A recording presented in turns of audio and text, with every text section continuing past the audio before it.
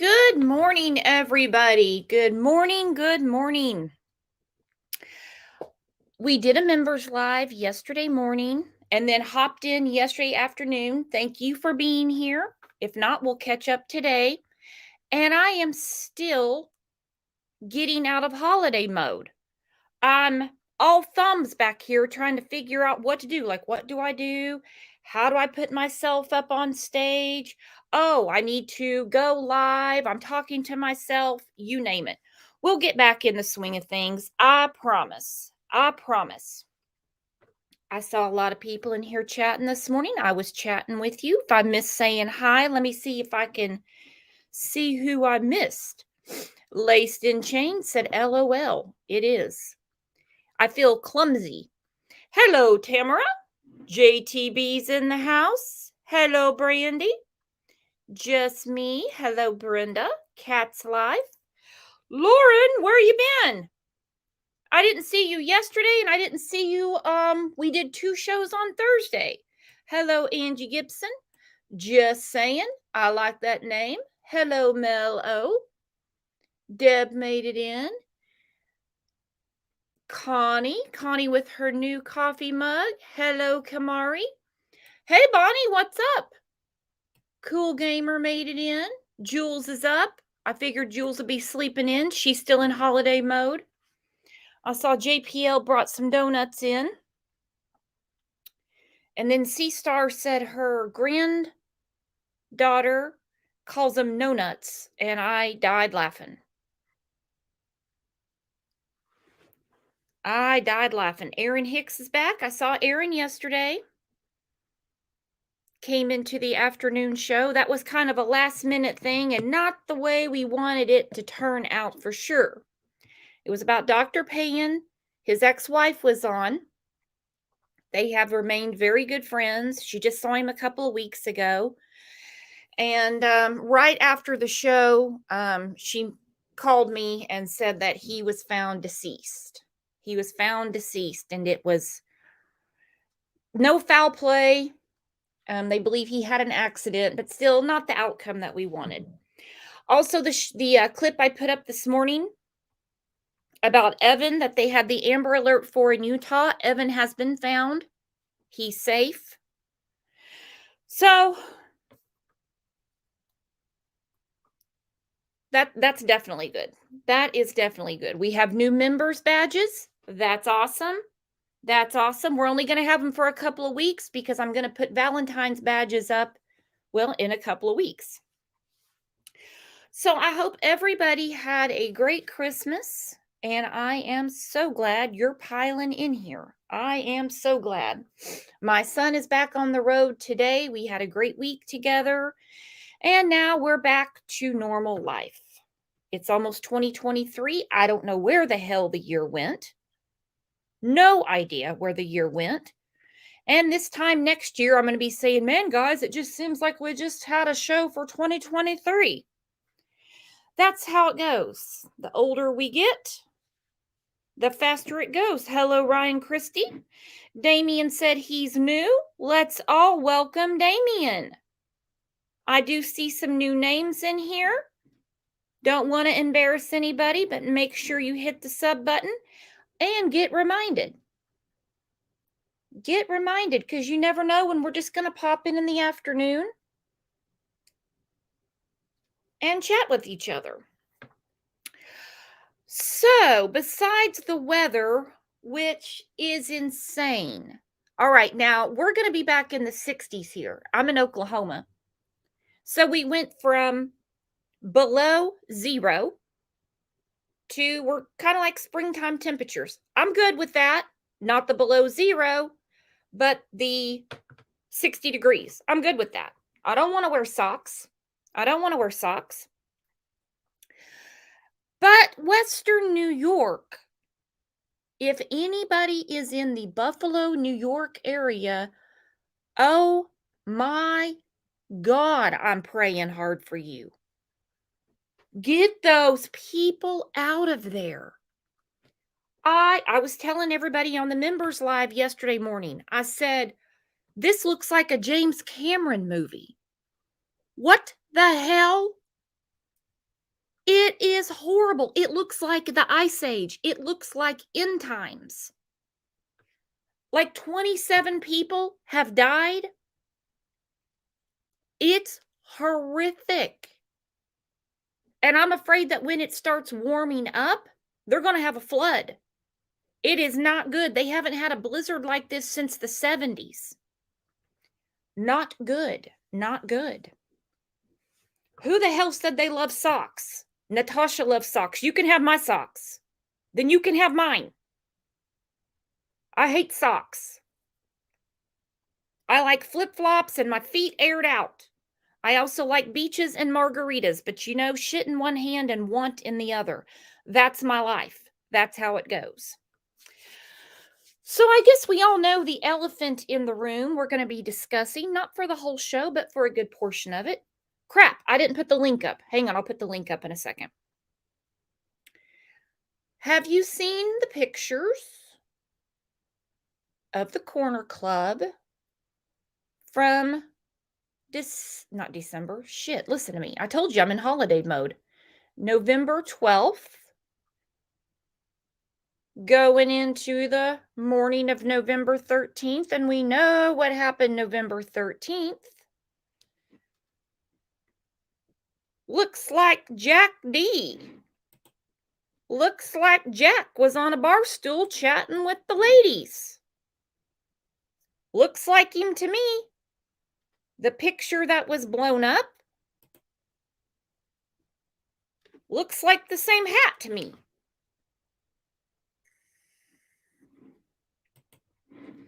So before I get much further, just going to ask, do you guys think this is Jack D? If it's Jack D, do you think it even matters? Is it a big deal that it's Jack? Some people, like Snow, says he got some splaining to do. Some people are like, it's not a big deal. He's allowed to go to the bar.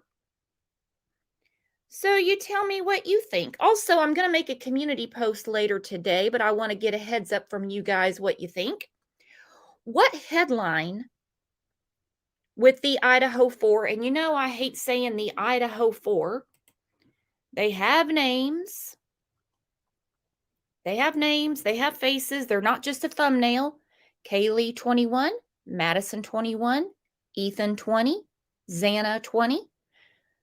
They have been named and known as now the Idaho 4. So what headline do you think is the most annoying? Which one just really irks at your nerves? I've got a few. It's hard for me to pick one out. Is it the headline, social media is hindering the investigation? Or is it, will the Idaho 4 become a cold case? How about an expert weighs in? Or is it the parents are frustrated by lack of information? I don't know. The social media is hindering the case is definitely an old one. I don't know what to tell them. I just really don't. Social media is not a new thing. Social media did not just come out.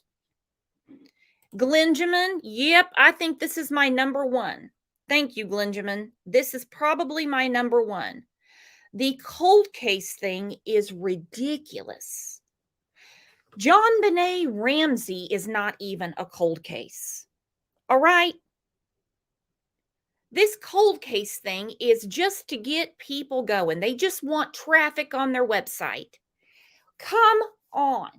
They were talking about, has it become a cold case while detectives and technicians were still at the damn house collecting evidence. Seriously, they were still at the house. Police cars outside the house. They hadn't even gotten the damn U-Haul there yet for the chief himself to box stuff up and take it out in the snow and put it on the back of the U-Haul. They already had that out. News Nation, Fox, we're not going to let this be a cold case. And I'm like, a cold case? It's cold in Idaho, but this is sizzling hot. Are you kidding me? What do you mean cold case? We don't even have Jeremy's DNA samples back. You've got to be kidding me. Snazzy, I'm glad that you got to catch a live too. So besides, like I said, the elephant in the room about who is that man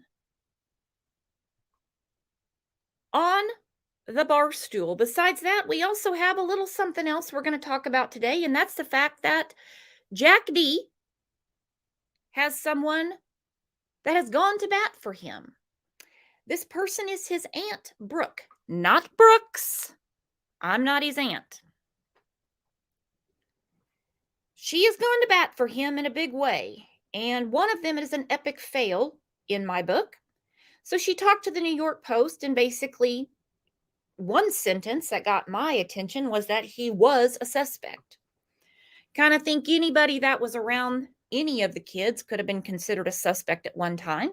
Police are saying now they don't think he has anything to do with this. I say now. They've been saying it since even before News Nation was calling this a cold case.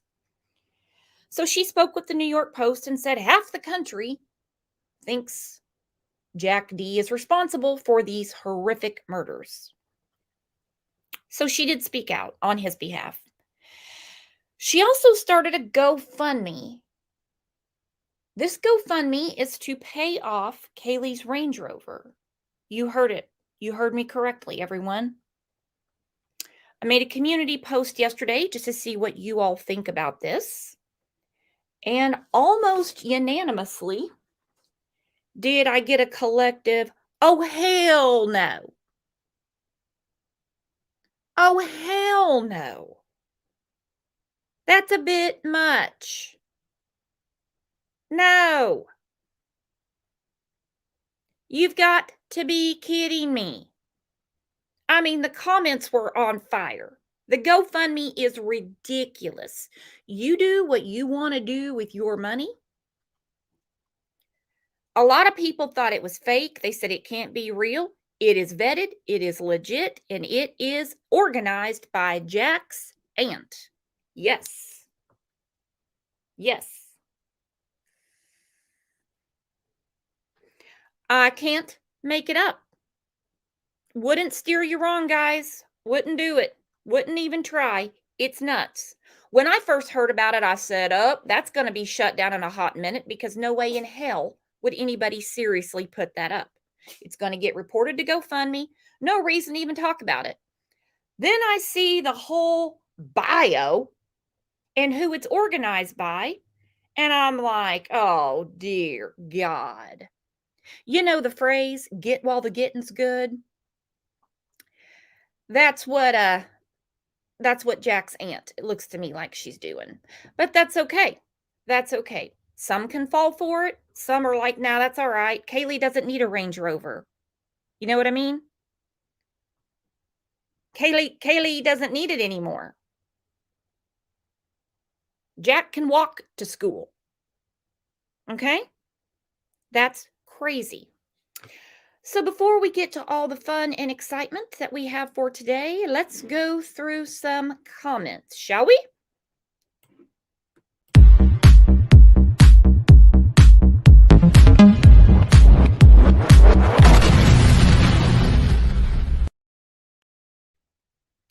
All right. Anna said, if it was Jack at the bar, at the corner club with Kaylee and Madison, there's the picture again.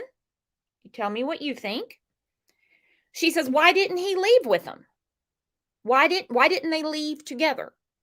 Her comment exactly is, why didn't Jack and the girls travel back to King Road together? If Jack wasn't ready to leave yet, how the hell was he asleep by 2:30? We've heard his alibi for 11 p.m. he was asleep.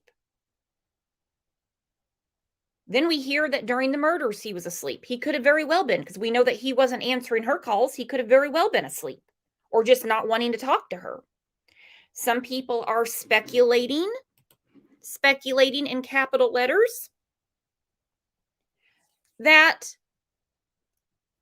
this image of Kaylee and Madison and Jack, if you look over at the right of the screen, you see Adam in the corner, and I believe he's talking to the bar owner. Some people say that the guy in the black hat with it on backward is hoodie guy. I don't know. Anyhow, this is an actual screen grab from the CCTV from the bar. Some people say it's photoshopped. If it's photoshopped, somebody needs to be working in Holly Weird for real. Anyhow, her comment is, why didn't Jack leave with them? Whether it's to go back and party at the house, go to the food truck, they left with hoodie guy. Again, capital letters, a lot of people are speculating that they didn't leave together because there was an argument. And then the argument, or whatever was building up to the argument, was relayed to Adam in the corner. Look at him, looking like Jennifer Grey in Dirty Dancing. Adam in the corner.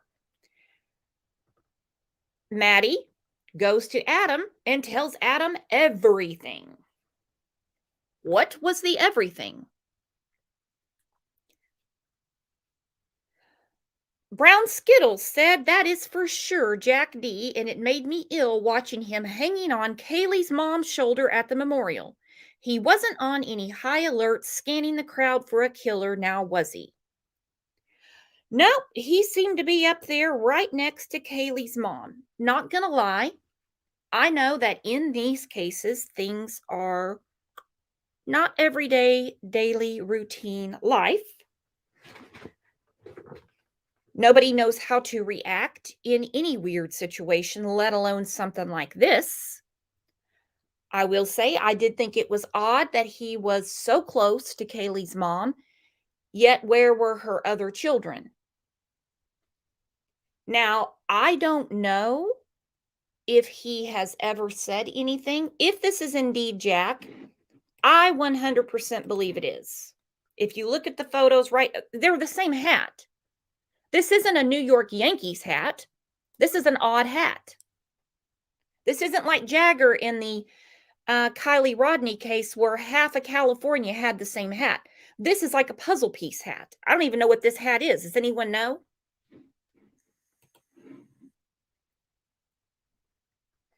Same eyes, same beard, the way it's cut, same smile. Looks like it to me. Looks like him to me. So I'm wondering, with all the defensive words that Kaylee's mom particularly has been using. I mean, she said flat out, the police are wasting their time by even looking at him. She said they 2,000% stand behind him. 2,000%. I wonder if he has mentioned to the mom or Steve that he happened to be at the corner club that night. Because they certainly haven't said anything, and they've done a lot of talking. They've done a lot of talking. I don't second guess for a minute that the police don't know who was at the corner club that night. It doesn't mean that they have to tell any of the families who was at the bar. Now, Kaylee's sister posted this yesterday. She was responding to someone named Nicole. She said, "This is Kaylee and Maddie at the corner club. I'm not sure who the gentleman is they are talking to, however," with an exclamation point. Well, this is odd to me that she doesn't recognize this person. She put herself on Inside Edition, as you know, and she was kind of taunting the cops, if you want to know the truth. She was saying, I had to find how they got home. I'm the one that knows that Madison and Kaylee were calling Jack. But now she doesn't seem to know who this person is. I have a feeling he did not tell Kaylee's family that they hung out together that night. Thank you, Kathy.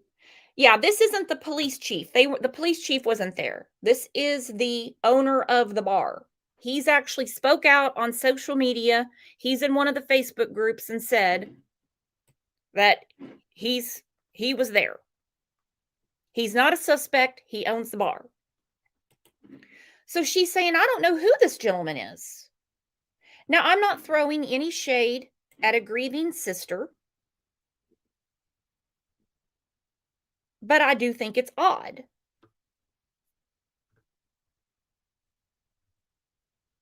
She was asked in a chain of comments, don't you think it looks like Jack? It makes sense. Jack goes, she was there to show everybody the Range Rover. She was trying to call him afterwards. Wonder why? Wouldn't it be odd, especially since they were working on getting back together? According to Kaylee's mom, they were going to get married and have kids together. But she said Kaylee was just being a brat. Kaylee's deceased, and she said Kaylee was just being a brat. She loves Jack. I don't mean in a sexual way or anything like that, but she really has taken up the banner for Jack. Olivia says, I'm not sure who that gentleman is. I don't know who they're talking to. She's in denial. This is a few hours before her sister and Madison, who she also considered a sister, were murdered. You would think she would be all over the place going, who were they talking to?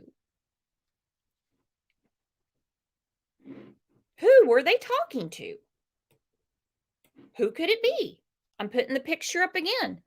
It looks like Jack to me.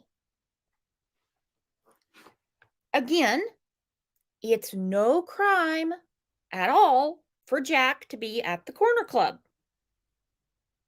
It's no crime for Adam to be sitting in the corner checking people as they walk in and walk out. It's no crime for the owner to be at his own establishment. And it's no crime that Jack hasn't even said anything to anybody that he was there. It's not a crime that nobody else in 6-7 weeks has even mentioned it.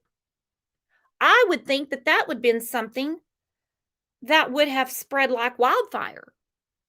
Particularly since, well, like Jack's aunt has said, half the country thinks Jack did it. I don't know, look at it again. You tell me. It looks exactly like Jack to me. I didn't even need to see the hat.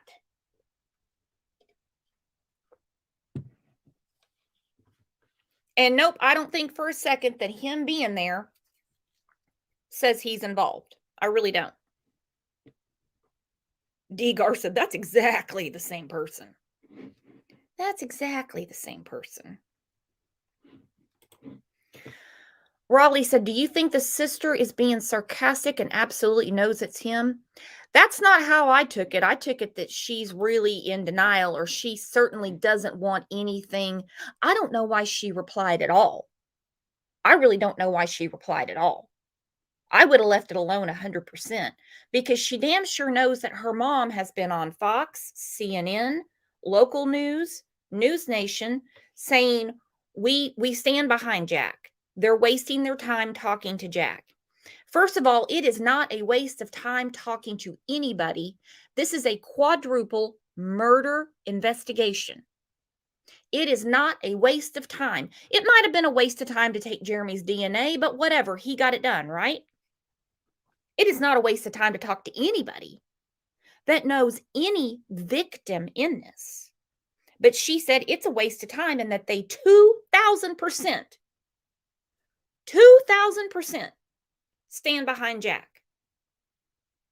Now she's in comments going, I don't know who that gentleman is. I don't know who that is.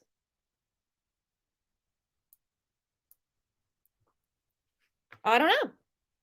I think she damn sure does know. I think, if anything, after she was taunting the police on Inside Edition about what a shit job they're doing, she wasn't about to say, huh, that looks like the guy that was standing by my mom at the memorial while I was sitting in the audience. That looks like Jack. She wasn't going to say that. No way.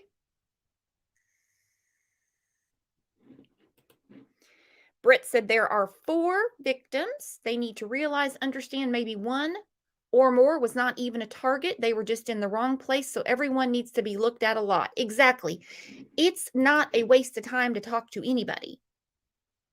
And that's just Kaylee's mom's feelings. Remember, that's her opinion. She's not running the investigation. Neither is Kaylee's dad. Neither is Madison's family. Neither is Ethan's family. Neither is Anna's family. None of the family members are running anything. Now, obviously, law enforcement has to communicate with them, and of course, they want to. They want to let them know. They probably want to let them know way more than what they can. But they can't.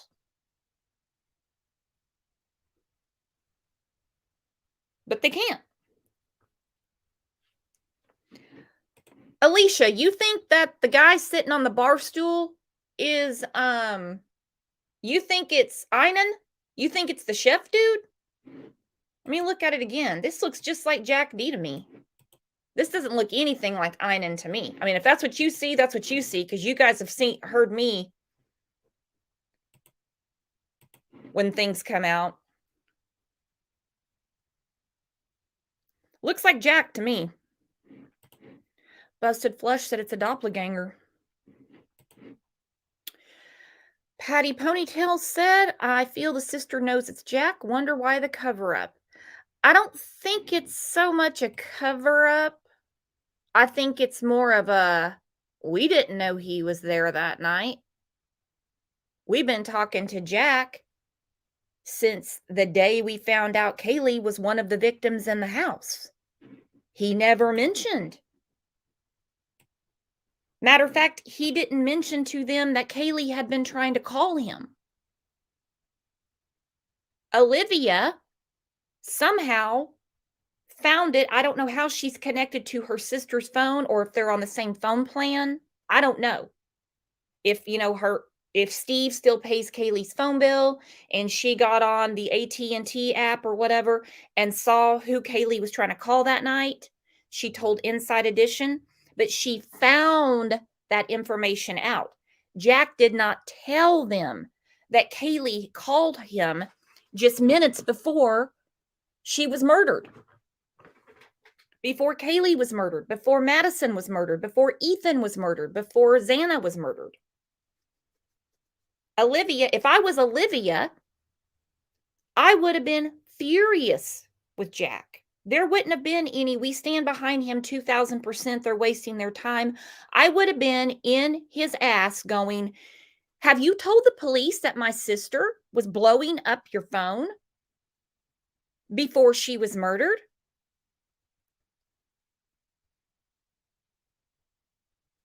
That's what I would have been saying. And I don't think I would have said anything on Facebook yesterday. By now, she knows. She's kind of becoming an old hat at this.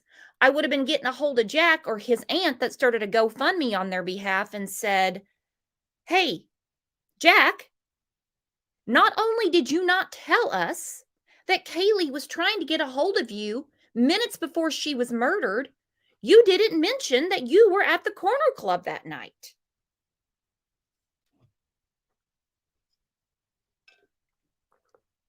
So on one hand, they say they're clearing people too fast, but on the other hand, maybe their support of him doesn't make that much sense. That's just me, though. And I don't really think that he had anything to do with it. I really don't. Right now, that can change tomorrow. But suspect behavior is going to be called out. Lemon Dew said, now this has to do with the GoFundMe that Jack is the topic of the day. This has to do with the GoFundMe that Jack's aunt started. Lemon Dew said, no, no, and hell no. I work for a credit union. People die every day and leave debt behind. This is so ridiculous. And why would they want to keep the reason she was in Moscow? I love this comment. The whole reason Kaylee was going back to Moscow, Idaho to see her friends, to see Jack, Madison, the whole gang, particularly Madison, was to show off the new car, right?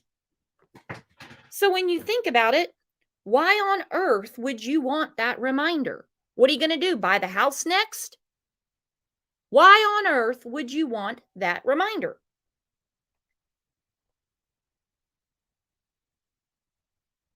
Newport Marina said there is already another GoFundMe for Kaylee and Maddie's family that has raised over $68,000. This woman who started the car fundraiser also started a Gives and Go. I've never heard of that. What's a Gives and Go? Is it like a GoFundMe, I assume? She said it has raised over $17,000 for Goncalves' lawyer fees. This woman says something about 1,770 people donating $100.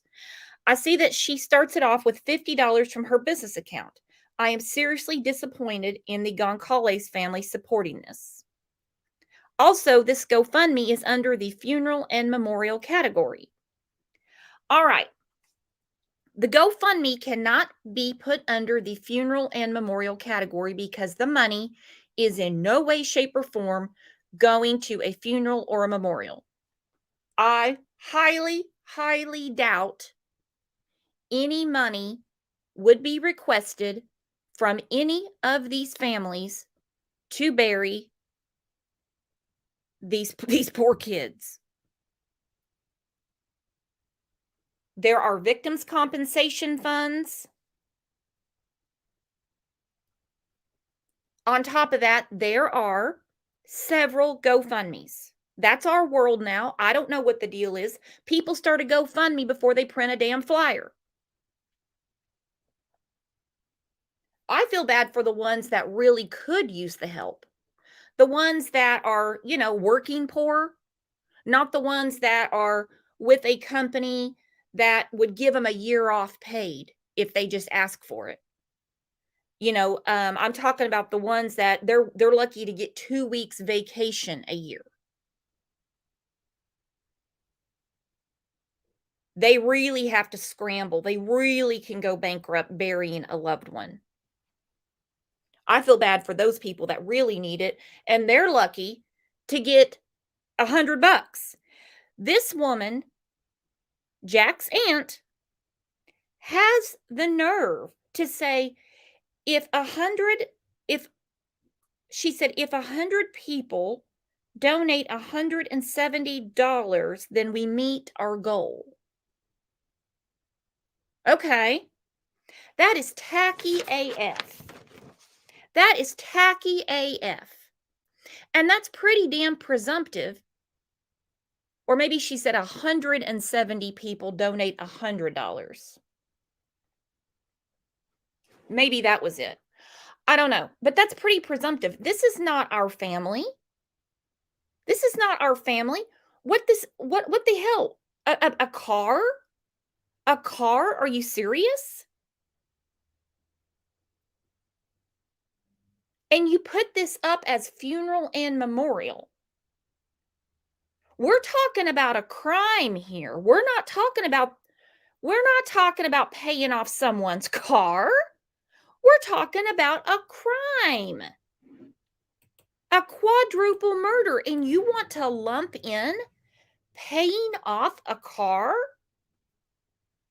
Hang on. Who is Brandy? Why do I keep seeing Brandy's name?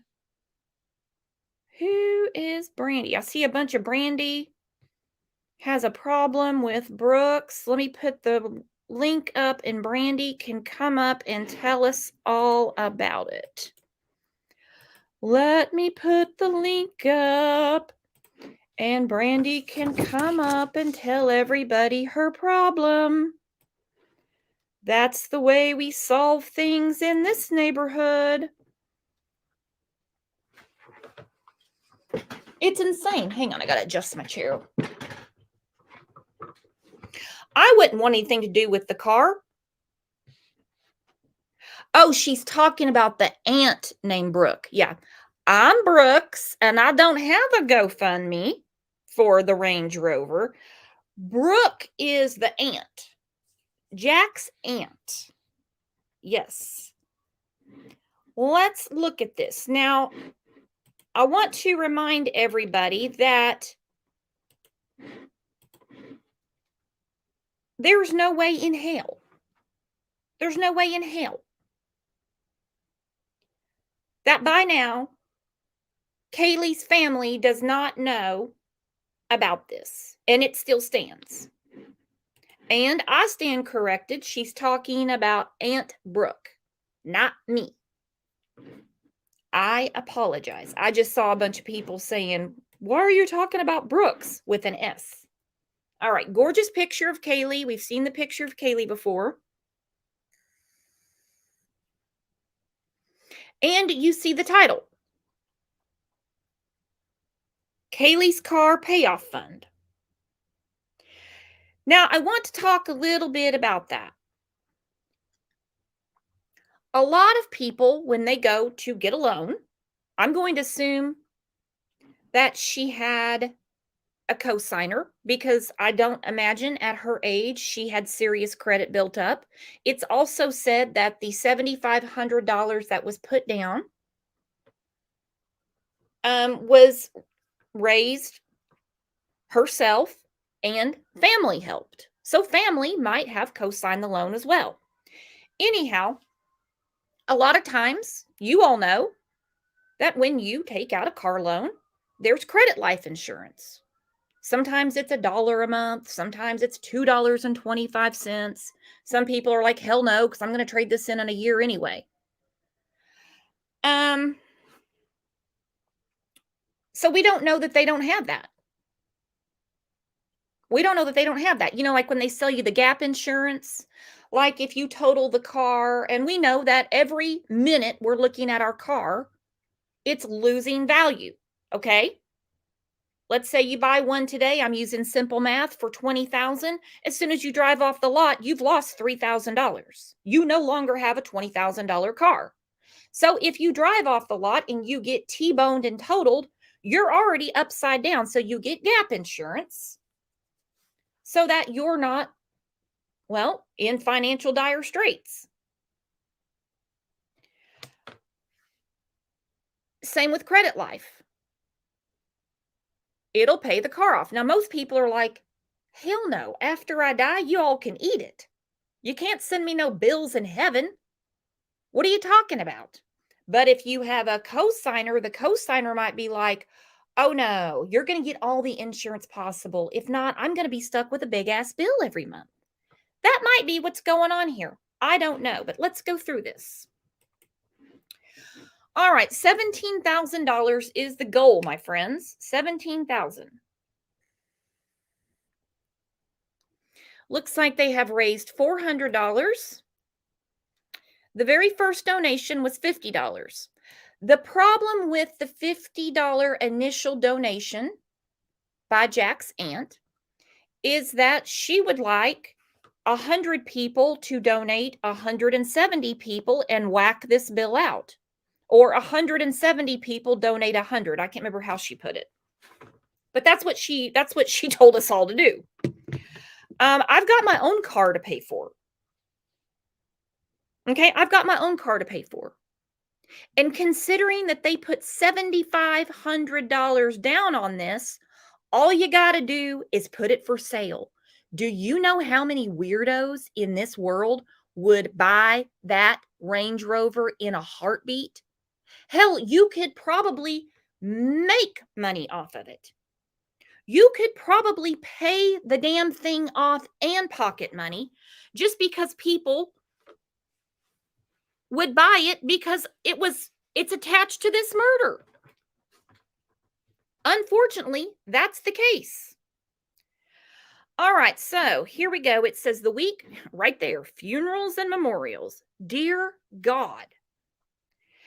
The week before Kaylee was brutally murdered in Moscow, Idaho, she bought her dream vehicle.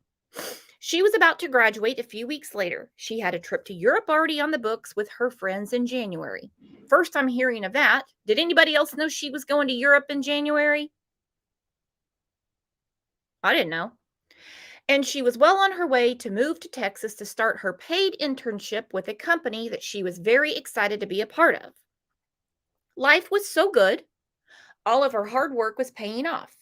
Christy, her mom, said the day she came home with the keys to that car, it was the happiest day of her life so far, and she was so proud of herself. She put $7,500 down. Put my glasses on. Let me clean my glasses. She put $7,500 down with the help of family and financed the rest, $17,000 through STCU. I don't know what those initials stand for, but that's the financial institution, I guess. She was beyond excited, and the reason she went back early that fateful weekend to Moscow was so that she could hurry and show it off to her best friend Maddie. Recently, after having received the final death certificate, her parents were getting ready to drive into Spokane to AutoNation and bring the necessary paperwork, which would have negated the deal. But then they felt that they could not do it. This car has become a part of Kaylee that they want to keep forever. It is one more way to keep her close. So they have the final paperwork, is what I'm reading, which is the death certificate, and they were going to take it personally to AutoNation, which I'm going to assume the death certificate, it wouldn't so much negate the deal. I'm just going to assume she has credit life insurance. So they decided that they want to keep the car. Now, Jack's aunt,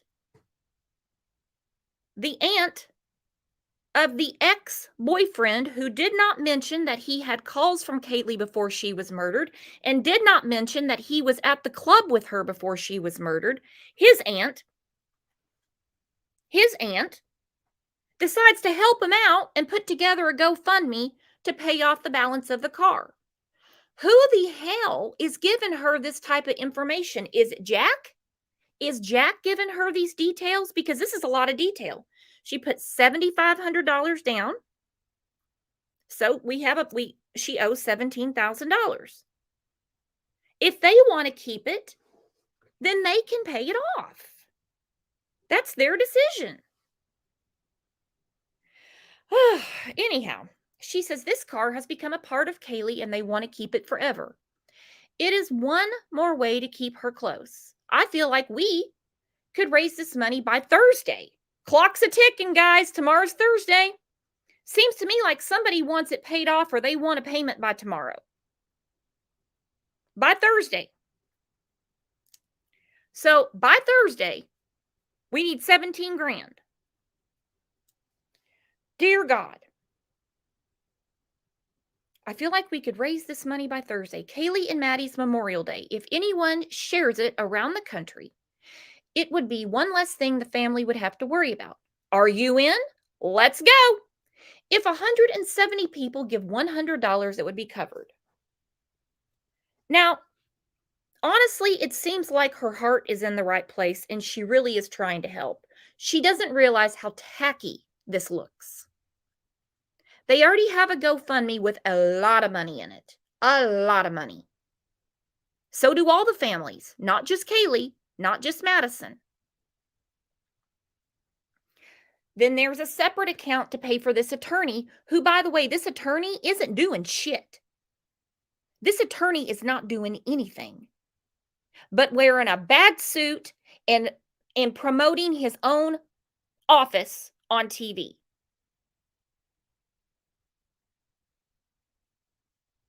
This is crazy. She says, thankfully, the goal for their legal fund has almost been reached through the overwhelming support they have received nationwide. I don't know that people knew that they were supporting a legal fund. I have to go look at it. That's crazy. That's a lot of money. I can't tell you how many people over the years following true crime would do anything for a minuscule, just a tiny bit of this support. One thing that comes up quite a bit is a legal fund. They got paying a lawyer is not easy and it's not cheap. But they've met that goal, I guess. So thankfully the goal for their legal fee has almost been reached through the overwhelming support they have received nationwide. I proposed this idea sort of as a Christmas gift to the parents. So right there, yes, Kaylee's parents know about this. If the goal could be reached by Sunday, what a surprise that would be for the family. Well, she said Thursday, now it's Sunday. Maybe she's given us some extra time. Now, mind you, a part of Kaylee to me would be the dog. She loved, loved, loved that puppy dog, but they gave the dog to Jack. Jack has the dog. The dog is not with her family, but we want the car. The car is not, I mean, I would understand, no, no, no, we want her dog. We want her dog. She loved that dog. The dog would make sense. The car? You can't walk the car. You can't pet the car.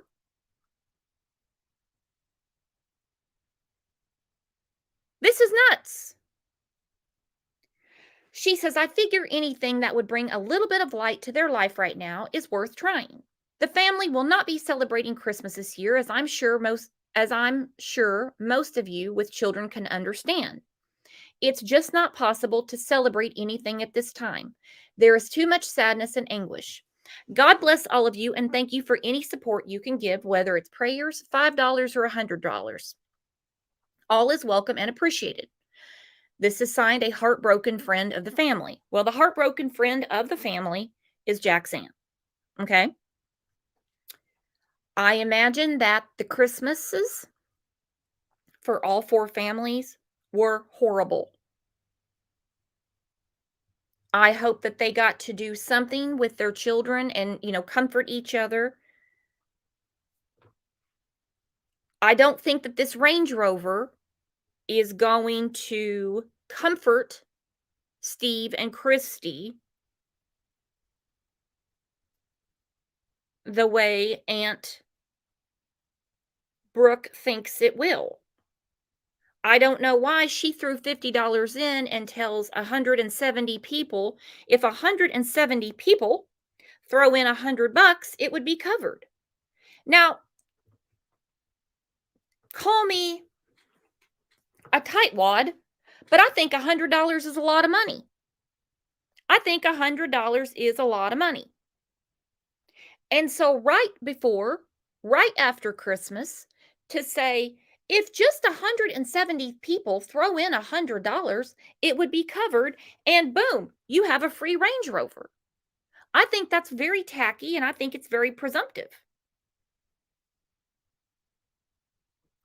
Mermaid said she might as well say donate now so you can write it off your taxes. It's kind of like that, isn't it? I like the whole, if we get it done by Thursday, and then it's if we get it done by Sunday, and they're not having Christmas. I imagine Christmas was horrible for them. I know Steve had said one of their children was going to go spend it with another family because they're celebrating like they're having a regular Christmas is what he called it. This is too much. I thought the legal fee was too much because there's no reason for a lawyer. They don't need a lawyer. They don't need a lawyer. This lawyer is not helping them. The whole idea for the lawyer was to get more information out of the police.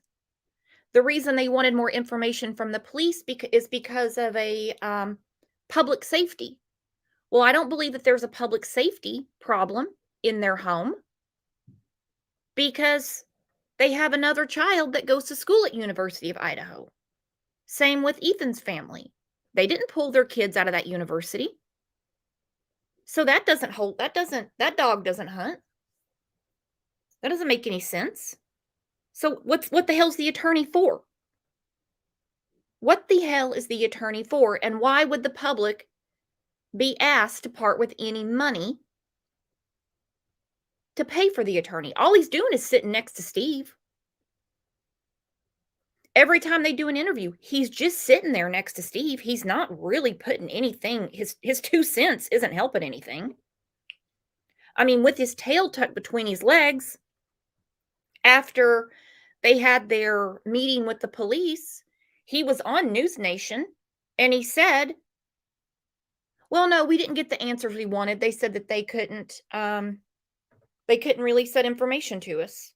Well, no shit. You needed 17,000 reminders of what everyone had already been telling you? Every major news nation and anyone that's talked to you said the police are not going to tell you what they know. Now you've got 17,000 to pay this dude who shows up in his Men's Warehouse suit next to Steve and just says, "They didn't tell us what we wanted to know." Okay, so there's a GoFundMe for Kaylee for 68,000 because I believe each goal for each family, and I could be wrong. I'm not going to look it up right this second because I really don't care about these GoFundMes. They irritate the hell out of me. I want to say it's like 50,000 per family, but they've all exceeded their goals. Okay, they've all exceeded their goals. So you've already got 68,000. If you want to keep the Range Rover, you've got the money. You pay the 17,000. This is crazy.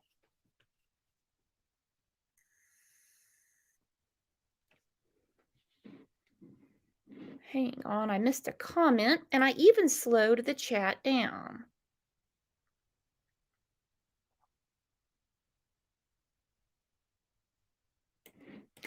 Well, here's this right here. Let's help them keep a car. Let's help them keep a car while many people in America can't afford to put dinner on the table at night. Have you checked the price of eggs and milk lately, Brooke? Not Brooks. I would love for her name to be anything else. Have you checked the price of chicken? Have you checked the price of fuel? And you're saying if 170 people would piss away $100, then this family can just keep this Range Rover. That is so stupid. And frankly, it's rude. It's rude and it's tacky. It is rude and it's tacky. You've got to be kidding me. It is just ridiculous. Ridiculous.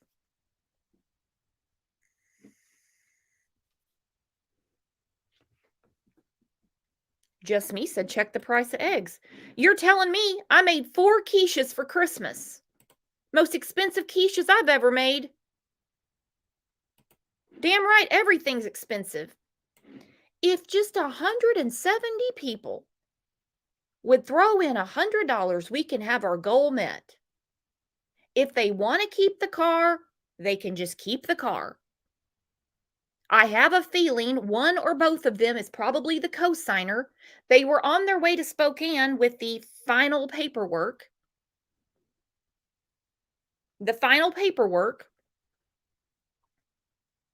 So that tells me there's credit life insurance. But they obviously can't use the credit life insurance because one or both of them co-signed for this car. And I'm going to put this up. Delta 9 said, can we even get the why behind the massive legal fees? Let's talk about that. What the hell is going on there?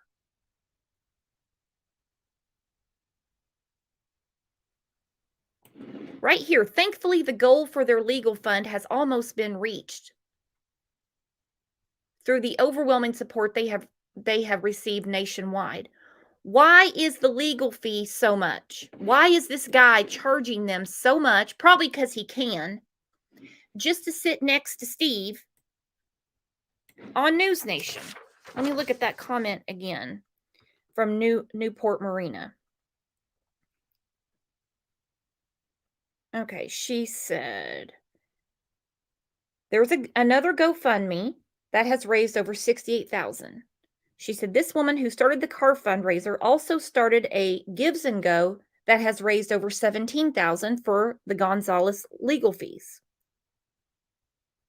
Why is this dude has only been on the news not even 10 times. He's already said the police will not tell them what they need to know. What could he be doing to rack up these kind of fees? That's crazy. And they may not know this, but they have a lawyer working for them. They have a lawyer working for them. It's the district attorney. The district attorney is working for them. No money out of their pocket. None. None.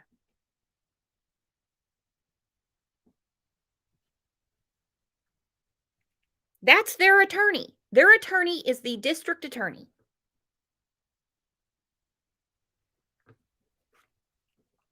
Then you have Maddie, Xana, and Ethan's families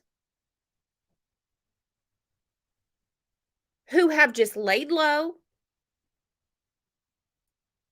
They're not complaining about the police. They're not asking to have cars paid off.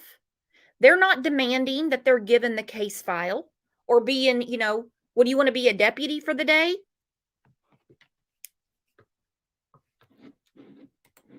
JPL said maybe it's the private detective they hired. And they've got plenty of detectives. Last count was like 60 FBI agents. Idaho State Police, they have 6 detectives from Moscow right there. This is nuts. Sassy said, I'm in shock. I am too. Mel says they're doing scholarships, which I think is a very nice idea.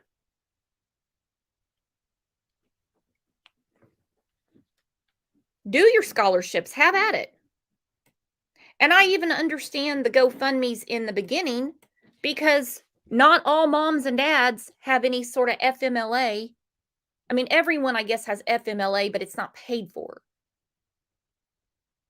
You can go home and mourn all you want, but we're not paying you to do so.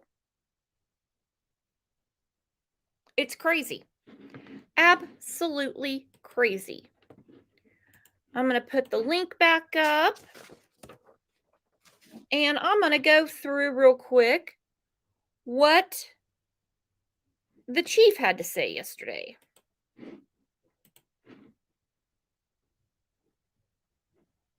Actually, no, the rideshare driver. I'm sorry. I had the wrong thing pulled up. I want to go through with you guys, excuse me, what the rideshare driver said. Breaking news tonight, 40 days into the University of Idaho murders, and the driver, who was likely the very last man to see Maddie Mogan and Kaylee Gonzalez alive, is speaking to News Nation tonight. The Uber driver who brought the kids home the night of the murders, Kaylee's family reported that their daughter had indeed ordered an Uber, and now the man who drove them is revealing exclusive details to us about that ride home and what the girls said in the back of that car. News Nation correspondent Alex Capriello is live tonight. He tracked him down. He joins me from outside the home in Moscow. That was a very difficult task. Tell me what you found out, Alex. Yeah, I was able to find this rideshare driver. He's one of only about 4 here in the Moscow area. So I was able to track down that phone number and give him a call personally, speak to him. I asked him point blank, hey, are you the guy who drove Kaylee and Maddie home that night? And to his credit, he was very transparent, very honest, very open, almost. Okay, I have to interrupt for a second. I have a question. For one, is this guy legit? The reason I'm asking is because very early on, Olivia, Kaylee's sister, she said she found that they took an Uber home. She wanted to find out how her sister got back to the home. And she said they took an Uber home. In one of the press conferences, and it's been reported many times, the police said there was not an Uber.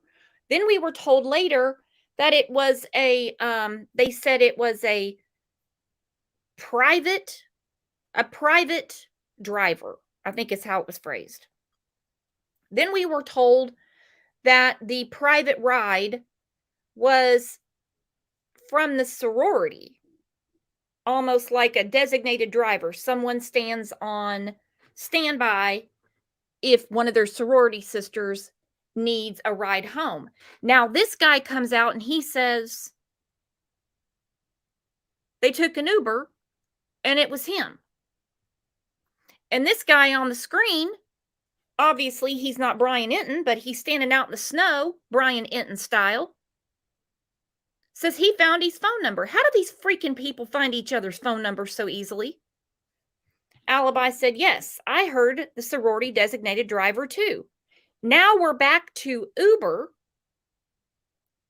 as if we don't remember that we were told that there was no Uber. Who's telling the truth? Who is this guy? Is he another Einan? Does he also have a K-bar in his butthole like Einan? Who is this guy? Let's see. Just immediately with me.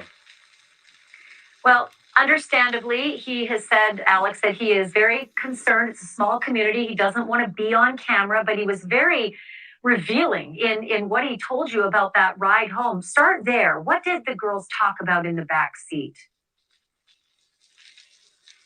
Well, he said that it was actually a rather innocent conversation from the beginning. You might remember that he picked up these two girls from that grub truck. It's the food truck that's located right in downtown Moscow. And really, he said that was the center of their conversation. The entire 5-minute ride home was about their mac and cheese carbonara that they were planning on splitting when they got back to the house. He said that he's picked them up in the past, not only these two girls, but Xana as well. And he said that in the past, they've talked about boys and drama and college life, but not this time around. It was just a very normal, innocent conversation about their food and how they were going to share it when they got home. So that's also revealing. I don't believe this. I don't believe this. On the sidewalk, on the way to the food truck, Kaylee says to Madison, what did you tell Adam? I told Adam everything. They go get their carbonara or whatever you call it. They ditch Hoodie Guy and they jump in the car and they're just talking about how they plan to split their food when they get back. That's it. They just plan to split their food. Thank you, Bad Girl, for the super sticker. Thank you so much. I appreciate the support. You have no idea how much. I don't believe this. For one, the chief said there's no Uber driver. It was a ride share from the sorority. This Uber driver supposedly had picked the girls up many times before. But this night, with the whole, I told Adam everything. As soon as they hit the door, they're trying to get a hold of Jack's ass. Kaylee called him like 7 times and then started calling from Madison's phone. I don't know how many times. But they sat back there and they're talking about how they're going to divvy up their mac and cheese carbonara?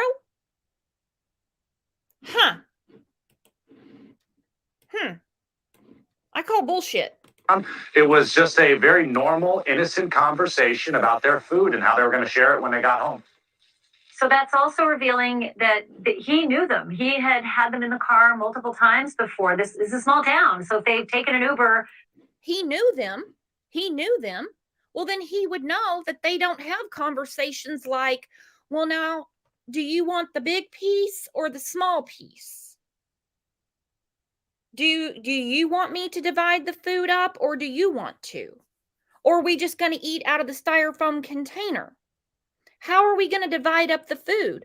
Are you going to take the first bite or shall I? Huh? No. They did not have this conversation.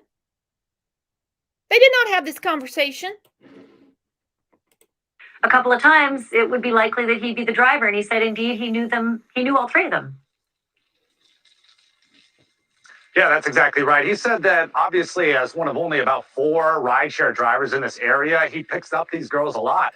And not to mention, we already know that this is so close to Frat Row. And of course, we've reported that this is a party house. So a lot of times students would come here. And so he said that Xana, that Kaylee and Maddie were no strangers to them. He's given them rides home from the bars, home from work, home from school. So he knows them. He has driven them before. But back again to this, he said that there was nothing out of the ordinary that night, that right now or in that moment that It was just an innocent conversation. Of course, the frats were bumping on a Saturday night, but here at the house, it was quiet and he saw nothing.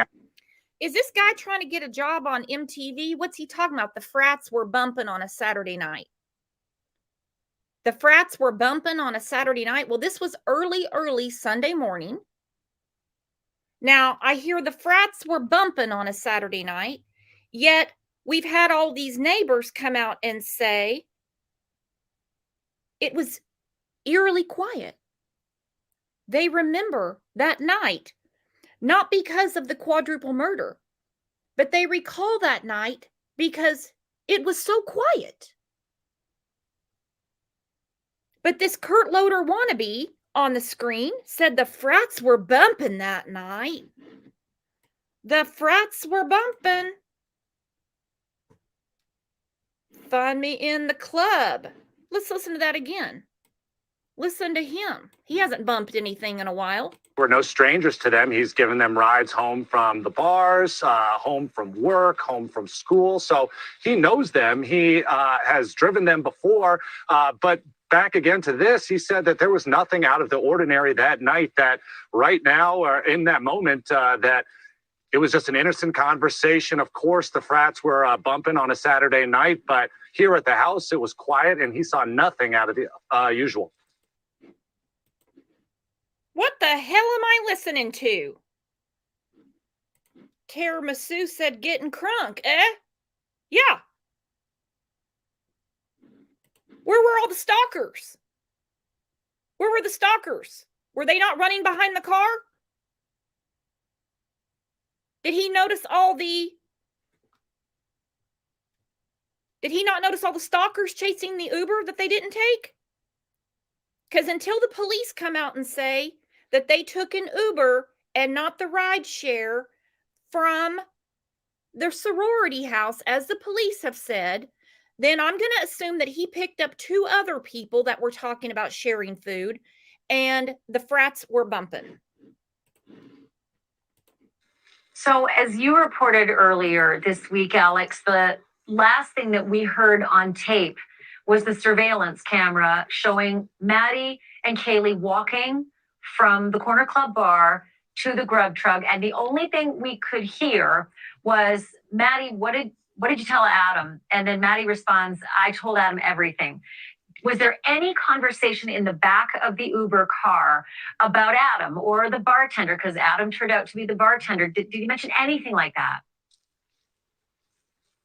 Yeah, actually, the rideshare driver said that he knows Adam. He knows he's a bartender, but Adam was not brought up once at all during that conversation. Again, no conversations about boys, drama, or any trouble. And as far no drama, no drama. There was no drama. What kind of Sweet Valley High shit do we have going on here? This is like Dawson's Creek in the back seat. The frats were bumping. He knows Adam's a bartender. Well, nobody at News Nation did, because you all didn't say a damn thing about Adam the bartender. You didn't see a damn thing about Jack being at the Corner Club. Now we have an Uber driver, yet the police say they had a sorority ride share, a private ride. Oh my God. Now we're sitting in the back with the Uber driver who's taken him home many, many times. All they're talking about is how to split up the habanero. Will it be one plate or two? Will it be one plate or two? Deb in all caps said he just said ride share. And they also said it was not an Uber. It was not an Uber. That could have changed. I'm waiting on the police to say it was an Uber. They said it was not an Uber. Was not an Uber. I don't remember where the sorority rideshare came from. This is nuts. What the hell? No drama. No drama. There was no drama. There was no drama. Just how we going to split up the food. Didn't talk about Adam. Why would they be talking about Adam? Seems to me that the Uber driver watches the news. as what the girls were feeling. He said they were not fearful, they weren't skittish in any way. But back to the food truck, also I asked him about that. Hey, you were right there. Did you see anything out of the ordinary there? And he said, no, it was a Saturday night at the food truck, a bunch of college kids hanging out, ordering their food before heading home. You know, I brought up another person. A lot of people have speculated about the hoodie guy he's been referenced as. He said he didn't see that guy. He has no indication that anything was wrong there at the food truck, and certainly during that entire rideshare home, no indication that anything was wrong there, rather. Okay, then what about the police? Because clearly I would have imagined. Okay, now the guy says rideshare home. Is it an Uber or is it not? Is it an Uber or is it not? I don't know why it would really matter, because we know what happened at the end of the night, but they were very poignant to tell us that it was not an Uber, that it was a private rideshare. I made a whole community post about it.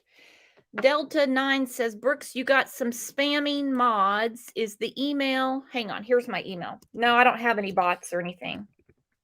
There's my email. If I remember my email, I should. I don't email myself, though. So is it an Uber or not? Because he just said a rideshare. He has no indication that anything was wrong there at the food truck, and certainly during that entire rideshare home, no indication that anything was wrong there, rather. Okay, then what about the police? Because clearly I would have imagined the police have a lot more, machinery and technological ability than sometimes we do to track people down. I assume that the police would have found him and that they would have talked. What did he say about being able to tell everything he told you? Is Ashley Banfield okay? They said that they do not believe that the driver that brought them home is involved. She said they do not believe that the driver that brought them home is involved. I cannot believe I'm listening to this. Listen to this. Found him and that they would have talked. What did he say about being able to tell everything he told you to the police? Right.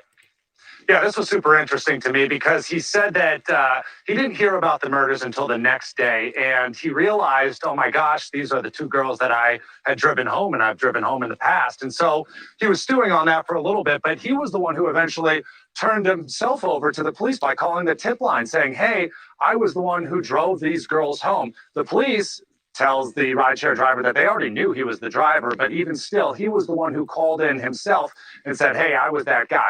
That being said, when he did that, called the tip line, he turned over all of his Jeep. Now, I've got to hear that again. Now, for one, this guy is not talking for himself. He's talking through this reporter. Okay? He's talking through this reporter.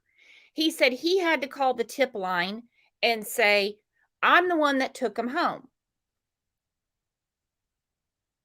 I'm the one that took him home. That they didn't track him down. Let's listen to how he says that again. This is actually kind of important to me. Called in himself and said, hey, I was that guy. That being said, when he did that, called the tip line, he turned over all of his GPS coordinates from that night, sharing that he went to Taco Bell after dropping the girls off and then went home. And so that's the reason why he was cleared almost immediately, never been named as a suspect or persons of interest, because all the data that he provided to the police proves that he was not there at this house at the time. Because he went to Taco Bell. Okay, what the hell? Let's see what they said. Hang on. We do not believe the following individuals were involved. The two surviving roommates, the male seen in a grub truck video circulating on the internet, a private party who drove Kaylee and Madison home, any of the individuals who spoke to the dispatcher on the 911 call.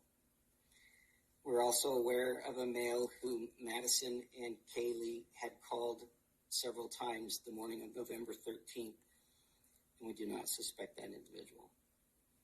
Detectives have canvassed the neighborhoods looking for evidence.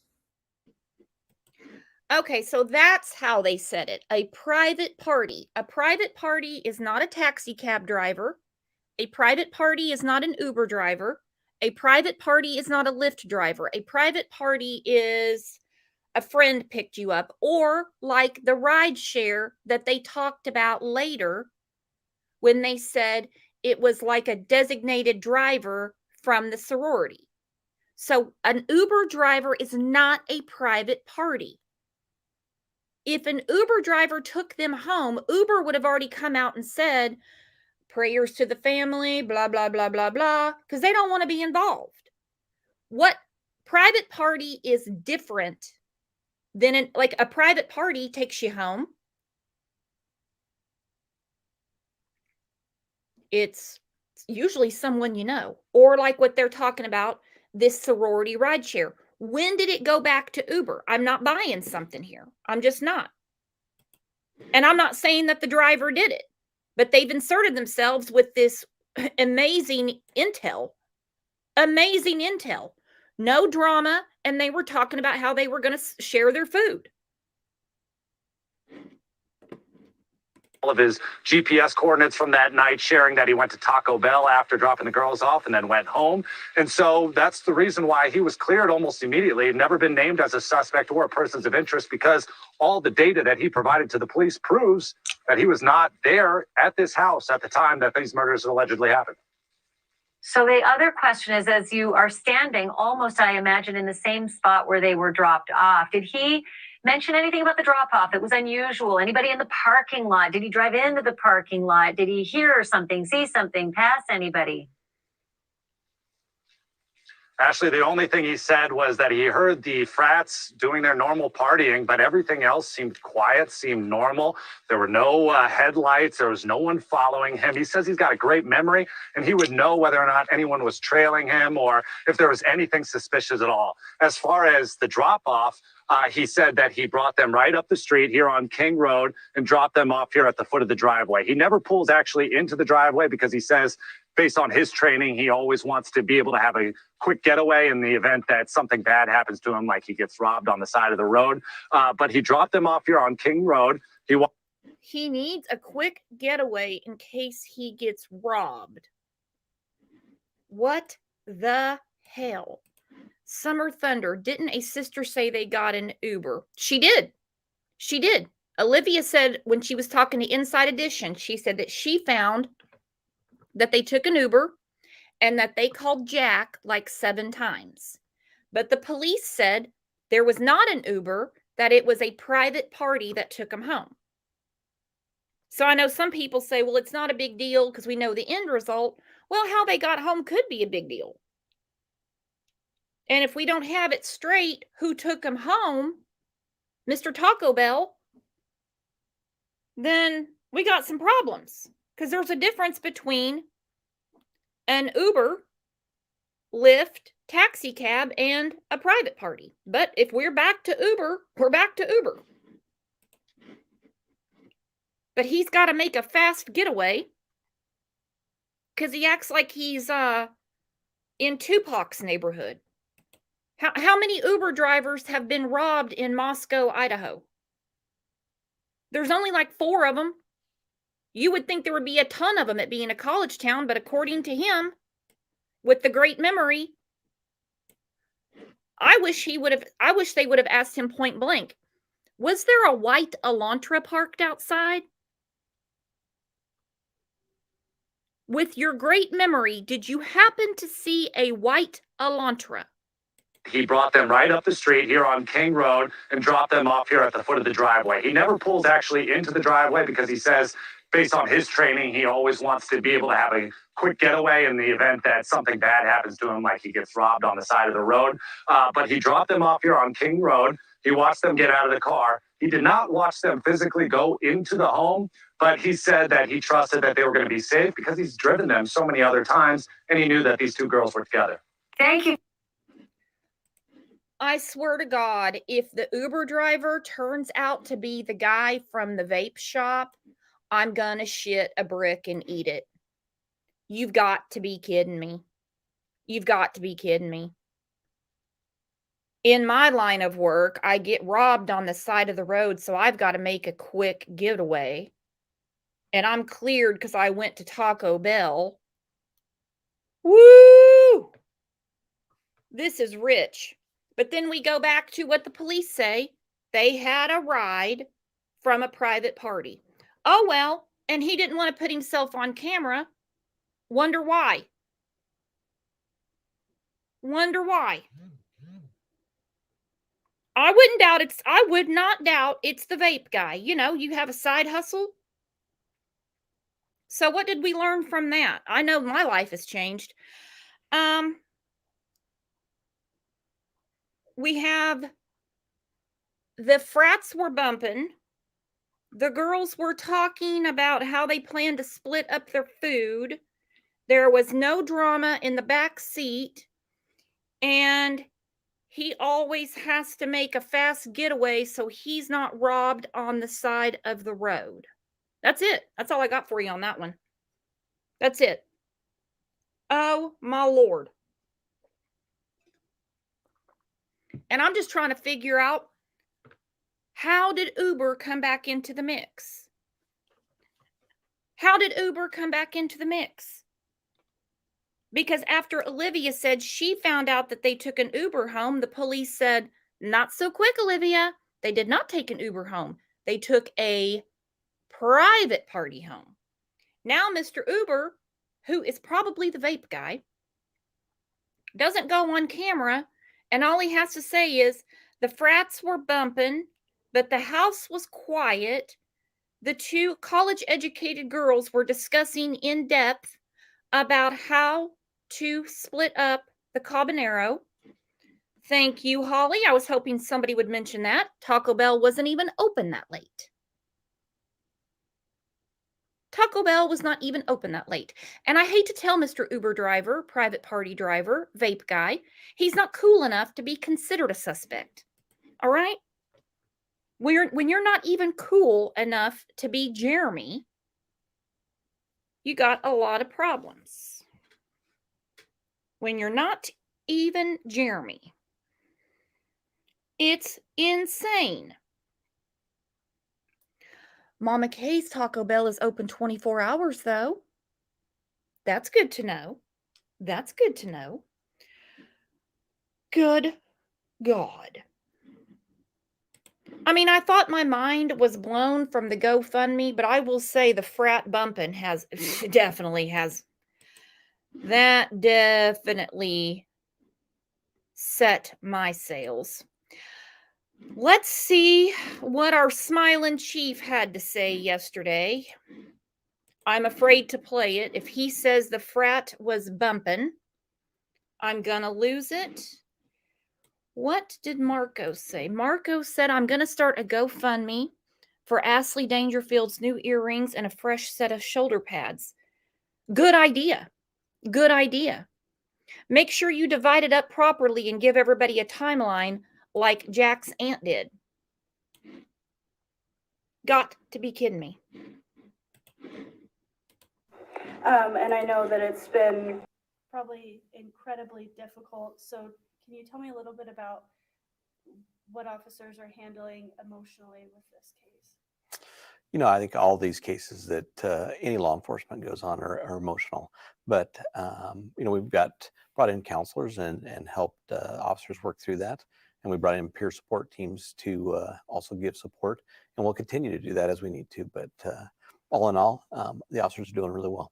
That's good. Can we talk a little bit about some of the national attention this case has gotten, and specifically kind of the social media aspect and a lot of, I would say, like armchair detectives. Sure. How has that been in trying to do the real police work when you're getting all of that sort of attention? It's new, you know, we're not used to the national attention quite this big, especially with news crews coming to town and whatnot. But, you know, we brought in a PIO team that's helped us out immensely to deal with just the large amount of requests to do interviews. The online stuff, you know, that's going to happen, right? I mean, that's just the day and age we're in. There's a lot of people who are sending us tips and stuff. Okay, I'm glad Smiley at least understands. that social media is not going anywhere. It's been around for a long time. So when we say, well, now with social media, what do you mean now? It's been around for a long, long time. Even Smiley knows it. Smiley knows social media has been around for a long time. He says, we get tips and stuff. We get tips and stuff. Tips, I'm sure, are helpful. I'm sure tips are helpful. But I hate when these reporters get Smiley on the hook and they bring up social media. Armchair detectives. What do you call the guy that was just standing outside the house talking about the frats bumping and how to split up macaroni and cheese? Through that, and we're going to look into all those as well. So some of it's very useful, some of it can be distracting, but we're filtering through that, and we're managing that, and the investigators are using the information that's good to continue on with that. Yeah. Do you mind if you move that mic down a little Nope, bit? that's and fine. just kind of rub in? Is that okay? Yep. Okay. You said it's been kind of distracting. I'm sure that as you're trying to parse I don't want to say there's good tips and bad tips because I'm sure you're running them all out, but is there an echo, Aaron? And the reason I'm saying Smiley is because I'm actually there's people that say that this man, that his basically it's just his expression, that they're like, oh, he's laughing at this. He's laughing at this. I don't think for a minute that the chief thinks that there's anything funny about this. He probably wishes he went to work and managed the Home Depot last year. This is a lot. as you're trying to parse through all that information, you said it can be distracting and it's probably a lot of extra work. Yeah, we've had over 17,000 tips come in, and we have a team across the nation that's looking at those and pulling stuff that's good. But we want people to continue to even any tip that there is, even if they don't think it's a valuable tip, we want those because we'll determine whether they're valuable to us. And people may not think that they're valuable, but we still want that stuff to come into us so that we can look at it and decide if it fits our case or not. Yeah. And I know a lot of law enforcement says even if you know something you don't think is pertinent to the case, maybe you saw something that you don't know is the key, but maybe detectives and law enforcement know that that's the thing they need. That's exactly right, and that's why we've asked people, with any pictures from that night or any video, to send it to us, send it to our tip line. We'll determine whether that's valuable or not, and we have, like I said, a team that's looking at all that and bringing things together so that we can paint that picture. And I know we have a defamation lawsuit going on, and that's probably kind of beyond the scope of what you guys are focused on. But it kind of highlights the national attention of the case and kind of just the, I guess, messiness of the case and what's going on. Can you talk a little bit more about that? And I just learned about that this morning on the news, and I think I read it in the paper over the weekend. That has to do with the university and the professor, and we're focused on this homicide right now. So that's what. I am so glad he said that. So she brings up the defamation lawsuit. If you haven't heard, a professor at the university is suing a woman from TikTok for basically accusing her of being the murderer. Not only being the murderer, she's saying it's because she was having an inappropriate relationship with one of the victims. Okay. She got this information from her tarot cards. Now, this woman is suing. This woman is suing her. This professor is suing her. And the university is 100% behind this lawsuit. Now, you can't sue the tarot cards when they're wrong, but you can sue the woman behind them. The woman has doubled down, and I guess the tarot cards are still telling her the same thing from what I've been told, because I don't do TikTok, so I don't know. So I'm really glad that the chief said That has to do with the university. We're focused on a homicide. We're not going to get into that. We're not going to get into that. So read your tarot cards wisely, because you can throw up entertainment purposes only, but it's not entertaining to the people that you're accusing of murder, and judges aren't finding this shit too funny any longer either. You can damn sure give your opinion, but when you flat out are pinning stuff on people, you might get called to the carpet. I'm so glad he said that. We're focused on a homicide. We're not focused on this. Nah. What we're going to continue to focus on. How do you stay focused on the facts of the case with all of that extra stuff going on? Well, I think it's part of what we do. It's, we're trained to investigate things, and we're fact finders. That's what an investigation does. It puts all the pieces together so that we can paint the picture, so that when an arrest is made and it goes to trial, that we can lay that all out for a jury to be able to see the facts and see how we got from point A to point B. The property owners of that unit that the students were in, have you spoken with them? Are they cooperating with law enforcement? We have spoken with them, and they are cooperating.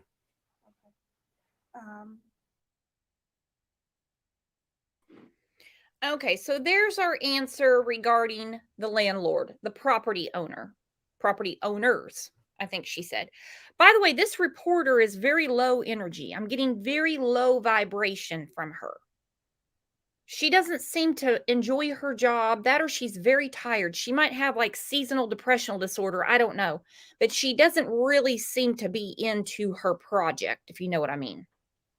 Anyhow, she's not really into it. She already asked him, how do you stay focused? If I was him, I would have been done with the interview. I would have walked away going, what do you mean, how do we stay focused? We've got a quadruple murder in our town. It's the only thing we're focused on. The only thing we're focused on.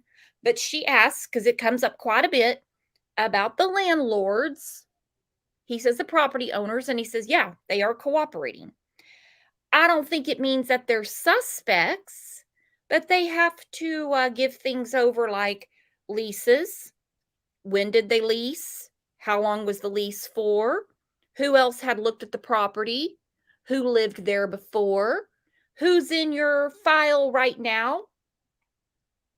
As far as somebody who's interested in looking at the property? Who are your maintenance people that come over? Why was Xana's dad working on the locks? Things like that. As we're thinking about winter break coming to an end and students coming back, do you have a message for those students who are returning? I think I stated in an earlier interview, we want the students to come back. We're going to do everything we can to provide a safe environment. But that really is a family decision. That's a decision that those students and the families need to make. But we're going to do everything in our power to continue to provide safety. I'm just going to change my shot here a little bit. And as I do that, I'll ask you, are there still patrols? Are there still extra patrols around the university? And how long are those going to be in place if so? So we always have patrols going on campus. It's an area that our patrol team, first of all, is up there, as well as some campus officers. But I do believe there's going to be some additional state troopers in the area after the break and stuff. And as well, we've reached out to Lake Tahoe County to provide some extra patrols, just so that people were more seen and they can, feel a little bit more comfortable, hopefully. Yeah. And I know that you said you've gotten about 17,000 tips. Have those helped lead the case in a new direction? Have they helped kind of divert where you guys are looking? So like I said, we're taking the facts that we know, we're taking all tips that we know, and we're putting those pieces to the puzzle together and painting that picture. And as we continue to investigate, we'll update as soon as we can. But we're moving forward on this investigation, and we're not going to stop until we get a conclusion. And I know that you can't give us everything, but do you have evidence that can prove the case when and if you do find a suspect? Like I said, that's part of the investigation. And I don't know what the hell she just asked him. And if I was him, I'd be doing more than smiling. I'd be doubled over laughing my ass off. Do you have evidence to prove the case? Look at him. He's like, what are you talking about? What are you talking about? Listen to what she asked him. I think she must have read that wrong. Do you have evidence to prove the case?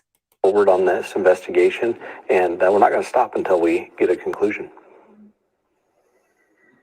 And I know that you can't give us everything, but do you have evidence that can prove the case when and if you do find a suspect?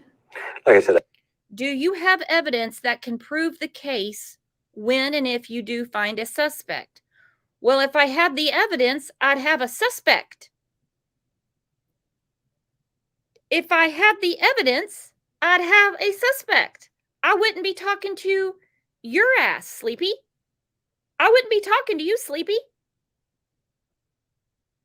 I know you can't tell us everything.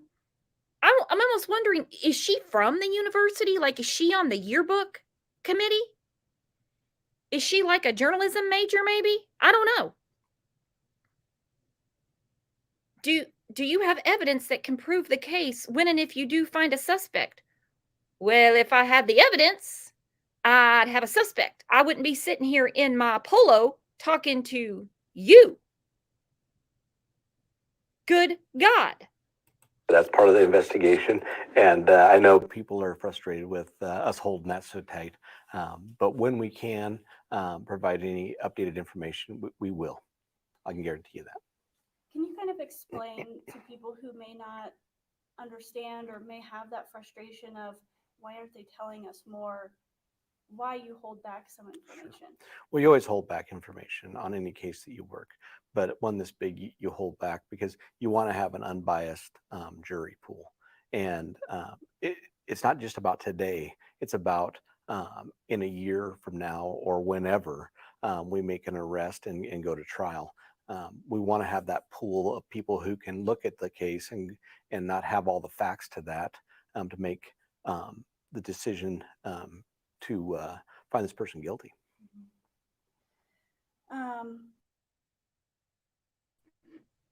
Okay, anytime she gives us a we know a big question's coming. That's all right. I am glad, listen to me, I am glad that she asked him that because I think people need to be reminded. It's not just about letting the criminal, the person that committed a quadruple murder, it's not just about telling them where they're out, how far out they are from making an arrest. It's not a good idea to let what you're hunting know how close you are. That goes without saying. But also, he said an unbiased jury pool. It's a small town. It's a small town. This obviously is the talk of the town, right? So I actually am glad that she asked him that so he can explain to those in the back. Because, you know, the cheap seats, they boo the loudest. When he says, it's not just about today. It's about a year from now, or 3 years from now, or 5 years from now, or 10 years from now, when we go to trial. We don't want people to know what we've been doing. What's the timeline on DNA or lab results? That's a good question. That has everything to do with the lab and how long they take to do what they do. And we don't want to rush that, right? We want to ensure that we're taking our time to get all that right. So we're just waiting for them. It's kind of we have to be patient too. We would love to have all that information immediately, but like I've told people, you know, real life and the movies are a little bit different. And you know, the movies at the end of the hour, they have all that information. We don't get that quite that fast, but we're going to be patient for that. Yeah, the CSI effect, right? Yes. Everybody's thinking that, you know, She's actually been reading up. This is a real thing. She said the CSI effect. I read an article and I can't remember who the guy was that they were interviewing, but he was talking about the problems that they have with juries. And they're used to watching, well, like CSI, Law and Order, stuff like that, where they come out with the smoking gun and they're talking about DNA and stuff like that. And how many juries have returned, well, verdicts that they didn't want. And when they poll the jury, they bring up DNA and they're like, there's not always DNA. And so when she just said the CSI effect, that's actually a real thing. And he knew what she was talking about. it's so quick, and it's definitely not that.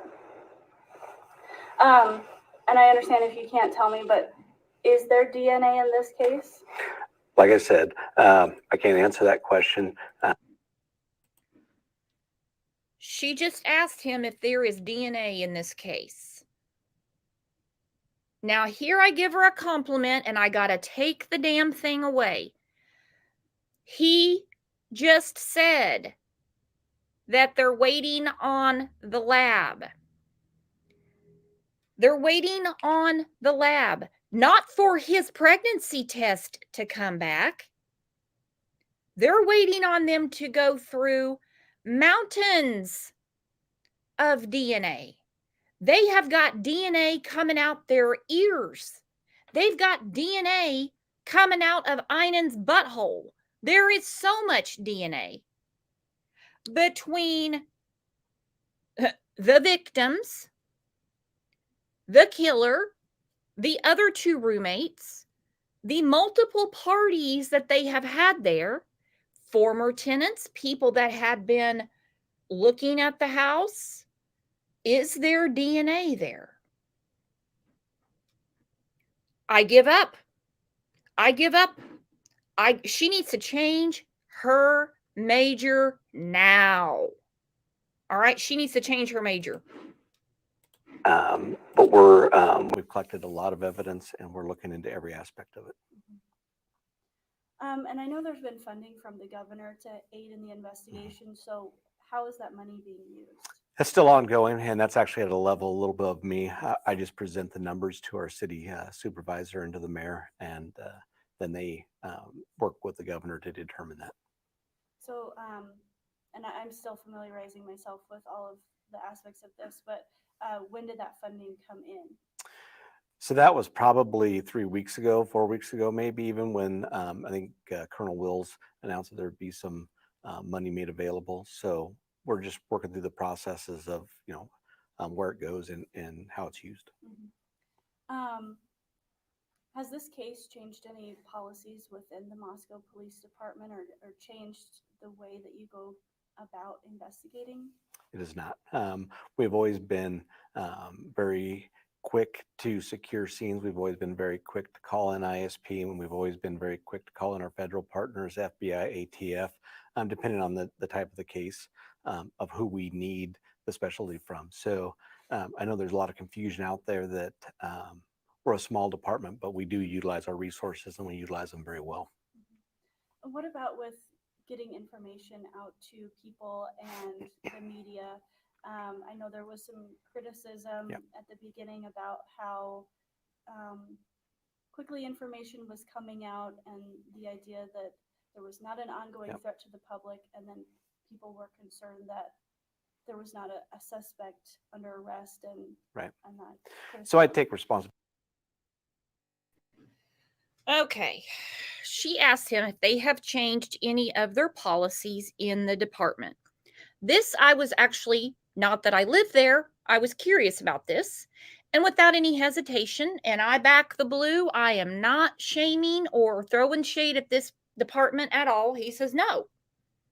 Nope, we haven't. We still use our resources. We reach out when need to. Blah, blah, blah. Just my suggestion. Going forward, when they have a case that's going to draw any attention, I don't mean on the national level, because that will probably never happen again. Good Lord, you don't want it to. Going forward, they need to be very, very prepared for press conferences. Do not let the mayor speak. The mayor came out of the chute saying this was a crime of passion. Everyone's going, man, this is like a Ted Bundy type of thing. Then here comes the goofy ass mayor. Oh, it's a crime of passion. We're like, what? Crime of passion? Do tell. Don't let the university get involved. They don't need to speak. Nobody needed to hear from the damn dean. It seemed ingenuine. Even though I felt bad for the guy, he was crying the whole 9 yards. This is a criminal investigation. This is not the time to try to keep asses in the seats at the school. I get it. I get it. I do. I totally understand. Responsibility for information not getting out as fast as possible. I probably should have been much quicker on that, but in the beginning of these, we're a small department, so everybody's working on this case, and me to be included. But we realized pretty quickly that we needed to get information out. That's why we called in the PIO team, and they've helped us get information, and I think we've been much better at that since that time. Some of the information early on, you don't, like I said, you don't release a ton. I wish I would have had a press conference earlier, but like I said, I take responsibility for that.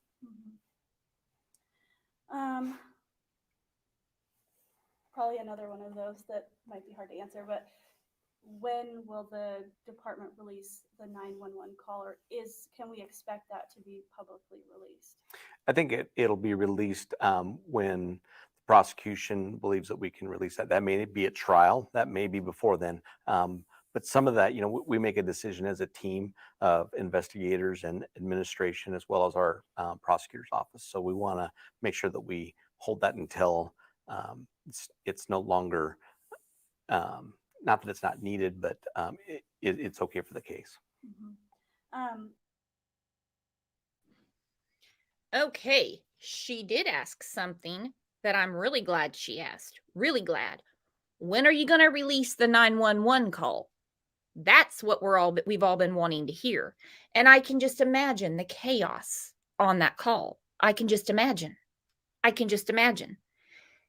And he says it. Well, he says we communicate as a team. Doubt it. Depends on what the prosecutor says. The DA is the one saying, hang on to that 911 call, because that 911 call could definitely be evidence. I might need the jury and the jury alone to hear that call. No one's going to hear that call. No one. Is there something specific on the call that you believe could lead to an arrest? Like I said, I can't discuss that. It's part of the investigation, but as soon as we can release that information, we will. And I think this may be the last question. We know that at least one victim's family has hired a private detective. Have you spoken with that detective or the private investigator? Are you kind of in contact with that family? We're in contact with all the families daily. We have a representative from the police department that communicates with them. I have not been in contact with the private investigator. I think the same family has an attorney, which we have been in contact with the attorney, and we actually channel all of our stuff through the attorney. Okay. Anything else that you can think to add, or anything you want? So he's not going to communicate with the damn private investigator. He's not going to communicate with a private investigator. He's the chief of police. Now, I don't expect this girl to know that. but like they're really going to share their case file with a private investigator. The private investigator can go around and talk to people at the corner club and the vape shop, and the guy who probably didn't give them a ride home and didn't go to Taco Bell, but whatever. He's not going to talk to him. And he said, we talk to the families daily. We have someone assigned that talks to the families daily. Now, one family, he says, they have an attorney, so they talk to that attorney. So that $17,000 that they saved up from the public is paying this guy to take phone messages for them. They're not even talking to the police. So when they call the attorney's just like, okay, I'll pass it along. And then they talk to the attorney and go, well, did you ask him this? Well, did you ask him this? Well, what about this? Well, what does that mean? Uh-huh. I know exactly what's going on there. And then they talk to, let's say, Madison's father that says, oh, yeah, I talked to the police and this is what they told us. Well, I don't know why they didn't tell your attorney that. You better talk to your attorney because I talked to him and this is what they told me. I don't know why they're not telling your attorney that, or maybe your attorney just didn't take very good notes. I don't know. To me, sounds like unneeded having that person in the middle. I would want to talk to the police myself, not the attorney. People to know. You know, I think the biggest thing is just the outpouring of support we've had across the community, across our state, and across our nation. We've received multiple emails, food, all cards, you name it. People have reached out to us and thanked us for the hard work, and we'll continue to work hard. We're going to work until, like I said, we get a completion of this case. Okay, and that's the end of his interview. We're going to keep working till we get a completion to this case. Figured we would. Figured they weren't going to stop. It's not going to go away. So people that said they're covering it up, you can't cover this up. How the hell are you going to cover? This would be like covering up the Empire State Building. You're not covering this up. I hate when people say that. Oh, it's just a cover up. You can't keep a police department open when there's no arrests. That's their job. They sell jail time. Sorry to say it. Protect, serve, and sell jail time. That's how it goes. So it goes without saying, yep, he said they're going to keep going until they come to a conclusion. The 911 call, this is just my opinion. I don't think that we're going to hear that until they get to court. There's something on there that's holding him back. Because the look on his face when she said, is there something on the call that you don't want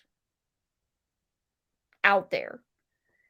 And his expression changed a little bit to where he said, I can't answer that.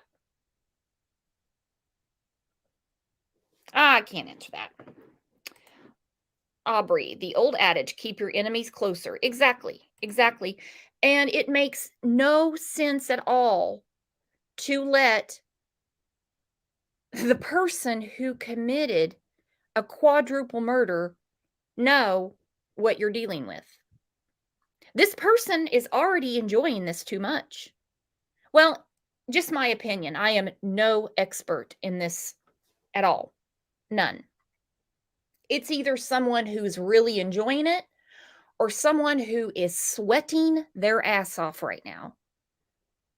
They are either scared to death that they're about to get caught, could be caught, or they're really enjoying it. And again, that is my uneducated opinion. You're not going to hear me on News Nation talking about this. They're either really, really getting off on this, they're really getting a high, or they are scared shitless. That's just what I think.